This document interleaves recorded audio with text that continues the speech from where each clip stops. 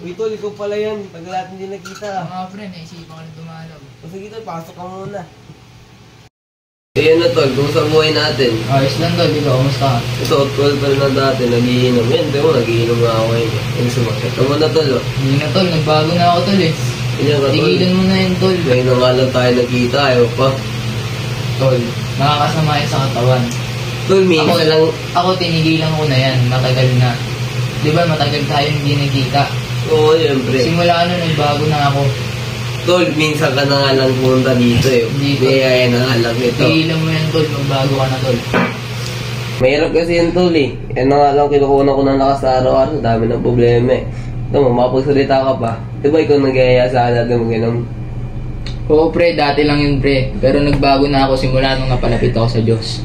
Sana ikaw din, magbago ka na.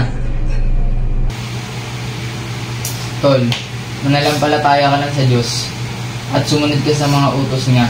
Pinapangako ko sa iyo hindi ka magsisisi.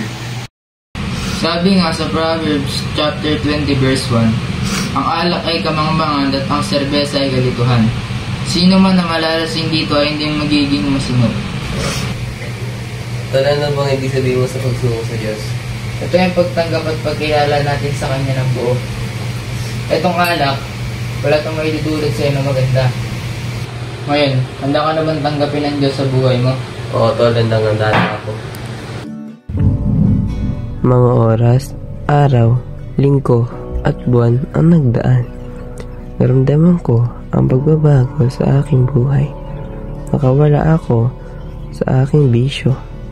Nagpapasalamat ako sa Diyos dahil binigyan niya ako ng pagkakataon na magbago. At binigyan niya ako ng kaibigan na handa akong tulungan at handang magintaan upang makilala ko ang Diyos. Laging tandaan na hindi pa huli ang lahat para magbago at kilalanin ang Diyos.